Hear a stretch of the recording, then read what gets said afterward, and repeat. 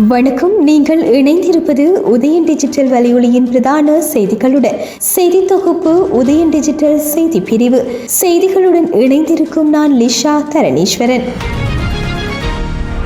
இலங்கையின் 10வது நாடாளுமன்றத்திற்கான உறுப்பினர்களை தெரிவு செய்வதற்கான வாக்களிப்பு நடவடிக்கைகள் இன்று காலை 7 மணிக்கு ஆரம்பமான நிலையில் தொடர்ந்து மாலை 4 மணி வரை இடம்பெறும். இதன்படி வாக்காளர்கள் அனைவரும் உரிய ஆவணங்களுடன் வாக்குச்சாவடிகளுக்கு சென்று உரிய நேரத்தில் தமது வாக்குகளை பதிவு செய்யுமாறு தேர்தல்கள் ஆணையாளர் கோரிக்கை விடுத்துள்ளார். இம்முறை நாடாளுமன்ற தேர்தலில் வாக்களிக்க 1,70,40,352 பேர் தகுதி பெற்றுள்ள நிலையில் நாடு பூராகவும் உள்ள 13,421 தேர்தல் மத்திய நிலையங்களில் வாக்களிப்பு நடவடிக்கைகள் முன்னெடுக்கப்படுகின்றன. இதேவேளை மாலை வாக்களிப்பு நிறைவடைந்து குறிப்பிடப்பட்ட 2034 வாக்கு எண்ணும் மையங்களில் வாக்கு எண்ணும் பணிகள் நடைபெற உள்ளதாகவும் நள்ளிரவுக்குள் முதல் தபால் வாக்கு முடிவுகளை வெளியிட எதிர்பார்க்கப்படுவதாகவும் தேர்தல்கள் ஆணைக்குழு தெரிவித்துள்ளது. இம்முறை நாடாளுமன்ற தேர்தலில் 22 தேர்தல் மாவட்டங்களில் இருந்து 196 உறுப்பினர்கள் தெரிவு செய்யப்பட உள்ள நிலையில் கொழும்பு மாவட்டத்தில் 18 பேர், கம்பக மாவட்டத்தில் 19 பேர், களுத்துறை மாவட்டத்தில் 11 பேர், கண்டி மாவட்டத்தில் 12 பேர், மாத்தளை மாவட்டத்தில் 5 பேர், நுவரெலிய மாவட்டத்தில் 8 பேர், காலி மாவட்டத்தில் 9 பேர், மாத்தறை மாவட்டத்தில் 7 பேர், அம்பாந்தோட்டை மாவட்டத்தில் 7 பேர், ஜாழ் மாவட்டத்தில் 6 பேர், வன்னி மாவட்டத்தில் 6 பேர், மட்டக்களப்பு மாவட்டத்தில் 5 பேர், திகாமடுள்ள மாவட்டத்தில் 7 பேர், திருகோணமலை மாவட்டத்தில் 4 பேர், குருநாகல் மாவட்டத்தில் 15 பேர், புத்தளம் மாவட்டத்தில் 8 பேர், அனுராதபுரம் மாவட்டத்தில் 9 பேர், பொலன்னறுவை மாவட்டத்தில் 5 பேர், பதுளை மாவட்டத்தில் 9 பேர், மொனராகலை மாவட்டத்தில் 6 பேர், ரத்னபுரியில் 11 பேர் மற்றும் கேகாலை மாவட்டத்தில் 9 பேர் என 196 உறுப்பினர்கள் தெரிவு செய்யப்பட உள்ளதாகவும் அதே நேரம் கட்சிகள் பெறும் வாக்குகளின் அடிப்படையில் 29 போனஸ்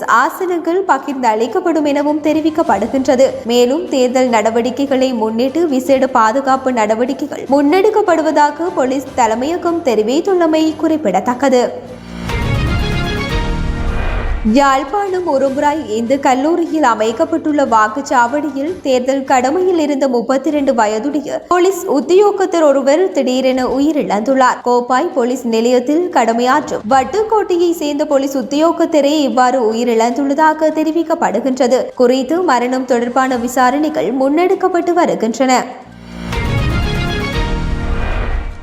யாழ்ப்பாணம் வடமராட்சி கிழக்கு மருதங்கேணி போலீஸ் பிரிவுக்கு உட்பட்ட மருதங்கேணி, நாகர்கோவில், வலிக்கண்டி பகுதிகளில் போடப்பட்டிருந்த ராணுவம் மற்றும் போலீஸ் இணைந்த வீதி தடைகள் நேற்று காலை முதல் வழங்கப்பட்டுள்ளன. இதேவேளை சட்டவிரோத மணல் அகழ்வு உட்பட்ட செயற்பாடுகளை கட்டுப்படுத்த போடப்பட்ட குறித்த வீதி தடைகளால் மக்களின் சுதந்திரமான போக்குவரத்துக்கு இடையூறாக அமைந்திருந்தமை குறிப்பிடத்தக்கது. குருநகர் புனித ஜாகப்பர் ஆலயத்தில் 1993 ஆண்டு அரச பயங்கரவாதத்தினால் குண்டு வீசப்பட்டு சிதைக்கப்பட்டதன் 31வது ஆண்டு நினைவு தினம் நேற்று நினைவு கூறப்பட்டது. பங்கு தந்தை அருட்பணி ஜாவிஸ் அடிகளார் தலைமையில் ஆலயத்தில் காலை திருப்பலியின் நிறைவில் உணர்வு பூர்வமாக நினைவு கூறப்பட்டது. நினைவு திருப்பலியினை மண்ணின் மைந்தன் அருட்பணி கை கனிசியஸ் ராஜ் அடிகளார் ஒப்புக் கொடுத்தார்.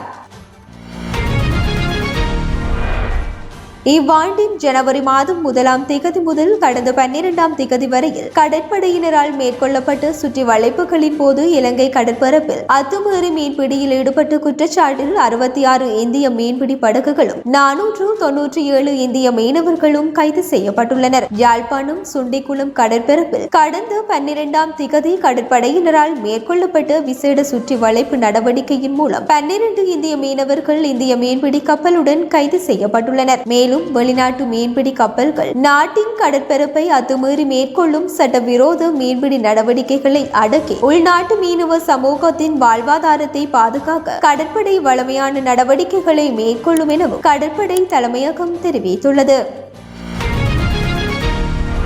இன்று நடைபெறும் நாடாளுமன்ற தேர்தலானது இடதுசாரி கொள்கைகளில் ஆர்வமுள்ள இலங்கையில் புதிய ஜனாதிபதி அனுரகுமார திசநாயக்கவிற்கு மிக முக்கியமானதாக கருதப்படுகின்றது. பாரம்பரிய அரசியல் கட்சிகள் மீதான அதிருப்தி அலையின் மத்தியில் ஊழல் எதிர்ப்பு கொள்கையை மையப்படுத்திய அனுரகுமார திசநாயக்க செப்டம்பரில் இடம்பெற்ற தேர்தலில் ஆட்சியை கைப்பற்றினார். 225 நாடாளுமன்ற உறுப்பினர்களை கொண்டு இலங்கையின் கலைக்கப்பட்ட நாடாளுமன்றத்தில் திசநாயக்கவின் தேசிய மக்கள் சக்தி கூட்டணிக்கு உறுப்பினர்களுக்கு 3 ஆசனங்கள் மாத்திரமே காணப்பட்டது. இலங்கையின் தொழிலாளர் வர்க்கத்தின் வாழ்க்கை தரத்தினை உயர்த்துவதற்கான ஊழல்களுக்கு முடிவு கட்டுவதற்கான அமைப்பு முறை மாற்றத்தை அனுரகுமார திசாநாயக்க ஏற்படுத்துவதற்கு இது தடையாக காணப்பட்டது. இதன் காரணமாக தேசிய மக்கள் சக்தியின் நாடாளுமன்ற பிரதிநிதித்துவத்தை அதிகரிப்பதற்காக தான் ஜனாதிபதியான பின்னர் அனுரகுமார திசாநாயக்க நாடாளுமன்றத்தை கலைத்து முன்கூட்டியே தேர்தலிற்கு அழைப்பு விடுத்துள்ளார். 7 வாரத்திற்கு முன்னர் ஜனாதிபதி தேர்தலில் அனுரகுமார திசாநாயக்கவிற்கு கிடைத்த வலுவான ஆதரவு இந்த தேர்தலிலும் கிடைக்கும் என ஆய்வாளர்கள் தெரிவிக்கின்றனர். மேலும் அவருக்கு ஜனாதிபதி தேர்தலில் 42% வாக்குகள் கிடைத்தன. கடந்த காலங்களில் இந்த தேர்தலிலும் 3% வாக்குகளை மாத்திரம் பெற்ற கட்சிக்கு இது பெரும் பாய்ச்சல் என கொழும்பை சேர்ந்து அரசியல் ஆய்வாளர் குசல் பெரேரா தெரிவித்துள்ளார். அந்த வாக்குகள் நாடாளுமன்ற தேர்தலிலும் கிடைக்கும் எனவும் இம்முறை சிறிது குறைவாக கிடைக்கும் எனவும் ஏகேடி என அழைக்கப்படும் தற்போதைய ஜனாதிபதி 55 தான் வாக்குறுதி அளித்த சீர்திருத்தங்களை நடைமுறைப்படுத்துவதற்காக நாடாளுமன்ற பெரும்பான்மையை கோருகின்றார் எனவும் தெரிவித்துள்ளார். இதேவேளை தற்போது இலங்கையின் வரலாற்றிலேயே மிகச்சிறிய அமைச்சரவையின் தலைவர் அவர் பிரதமர் ஹரணி அமரசூரியவும் 2 அமைச்சர்களும் மாத்திரம் உள்ளனர். இலங்கையின் சட்டப்படி நாடாளுமன்ற உறுப்பினர்களையே அமைச்சர்களாக நியமிக்க முடியும். நாட்டை பல தசாப்தங்களாக ஆண்ட தவறாக குற்றம் சாட்டப்படும் பாரம்பரிய கட்சிகளை வாக்காளர்கள் நிராகரிப்பார்கள் என்பதிலேயே நாடாளுமன்ற ஆசனங்களில் அதிகளவானவற்றை கைப்பற்றும் அனுரகுமார திசாநாயக்கவின் நம்பிக்கை தங்கியுள்ளது. 2 வருடங்களுக்கு முன்னைய பொருளாதார நெருக்கடியில் இருந்து நாடு இன்னமும் மீளவில்லை.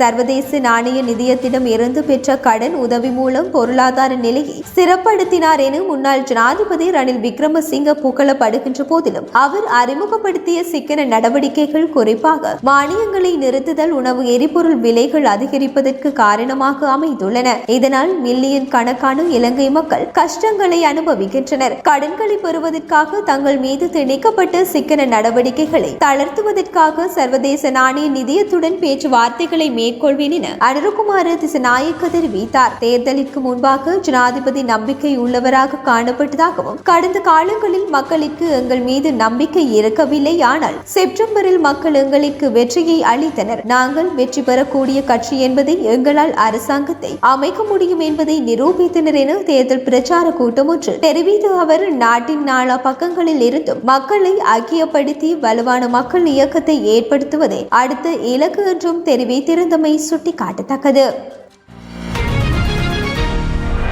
சென்னை கிண்டியில் உள்ள அரசு மருத்துவமனை ஒன்றில் பணியாற்றி வந்த மருத்துவர் மீது கத்திக்குத்து தாக்குதல் நடத்தப்பட்ட சம்பவம் பெரும் பரபரப்பை ஏற்படுத்தியுள்ள நிலையில் கால வரையறையற்ற வேலை நிறுத்தத்தை அரசு மருத்துவர்கள் சங்கம் அறிவித்துள்ளது. குறித்த மருத்துவமனையில் பணியாற்றி வரும் பாலாஜி ஜெகநாதன் என்ற மருத்துவர் தனது தாய்க்கு முறையாக சிகிச்சை அளிக்கவில்லை என கூறி விக்னேஷ் என்ற இளைஞர் மருத்துவர் மீது கத்திக்குத்து தாக்குதல் நடத்தியுள்ளார். இத்தாக்குதலில் படுகாயம் அடைந்த மருத்துவர் தீவிர சிகிச்சை பிரிவில் சேர்க்கப்பட்ட தெரிவிக்கப்பட்டுள்ளது. இந்த நிலையில் அரசு மருத்துவமனை மருத்துவருக்கே பாதுகாப்பு இல்லாத ஓர் அவல நிலை உருவாகி உள்ளதை கண்டித்து தமிழக அரசு மருத்துவர்கள் சங்கம் கால வரையறையற்ற வேலை நிறுத்தத்தை அறிவித்துள்ளது. அந்த வகையில் தமிழ்நாடு முழுவதும் உள்ள அரசு மருத்துவமனைகள், ஆரம்ப சுகாதார நிலையங்கள், அரசு மருத்துவ கல்லூரிகளில் அவசர கால சிகிச்சை மற்றும் உயிர் பாதுகாப்பு சிகிச்சை தவிர்த்து அனைத்து துறை அரசு மருத்துவர்கள் கால வரையறையற்ற பணி புறக்கணிப்பு போராட்டத்தில் ஈடுபட உள்ளதாக அரசு மருத்துவர்கள்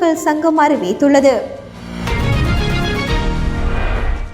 அமெரிக்காவின் புதிய ஜனாதிபதி டொனால்ட் ட்ரம்ப் மற்றும் ஜோ பைடன் இருவரும் வெள்ளை மாளிகையில் சந்திப்பொன்றை மேற்கொண்டுள்ளதாக வெள்ளை மாளிகை அறிவித்துள்ளது. அமெரிக்காவின் 47வது ஜனாதிபதியாக டொனால்ட் ட்ரம்ப் தெரிவு செய்யப்பட்டதை அடுத்து அடுத்த ஆண்டு ஜனவரி 20 பதவியேற்க உள்ளார். இந்த நிலையில் அமெரிக்க ஜனாதிபதி ஜோ பைடனும் புதிய ஜனாதிபதியாக தெரிவு செய்யப்பட்டுள்ள டொனால்ட் ட்ரம்பும் சந்தித்துள்ளனர். இச்சந்திப்பு வெள்ளை மாளிகையில் உள்ள ஓவல் அலுவலகத்தில் நடைபெற்றதுடன் ஜோ பைடன் ட்ரம்புக்கு விருந்து அளித்தும் கௌரவித்துள்ளார்.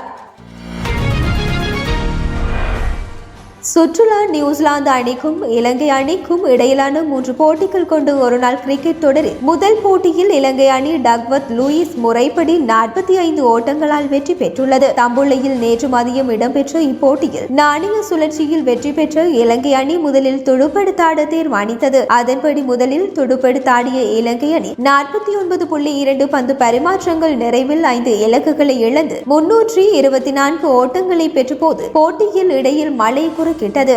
துடுப்பாட்டத்தில் இலங்கை அணி சார்பில் குசல் மெண்டிஸ் 143 ஓட்டங்களையும் அவிஸ்கா பெர்னாண்டோ 100 ஓட்டங்களையும் பெற்று ஒருநாள் போட்டியில் தமது 4வது சதத்தினையும் பூர்த்தி செய்தனர். மழை குறுக்கிட்டதால் டக்வர்த் லூயிஸ் முறைப்படி நியூசிலாந்து அணிக்கு 27 பந்து பரிமாற்றங்களில் 221 ஓட்டங்கள் வெற்றி இலக்காக நிர்ணயிக்கப்பட்டது. இதன்படி பதிலுக்கு துடுப்பெடுத்து ஆடிய நியூசிலாந்து அணி நிர்ணயிக்கப்பட்டு 27 பந்து பரிமாற்றங்கள் முடிவில் 9 இலக்குகளை இழந்து 175 ஓட்டங்களை பெற்ற நிலையில் தோல்வியை தழுவிக்கொண்டது. எனவே 3 போட்டிகள் கொண்டு இந்த ஒருநாள் தொடரில் இலங்கை அணி 1-0 என்ற கணக்கில் முன்னிலையில் உள்ளமை குறிப்பிடத்தக்கது.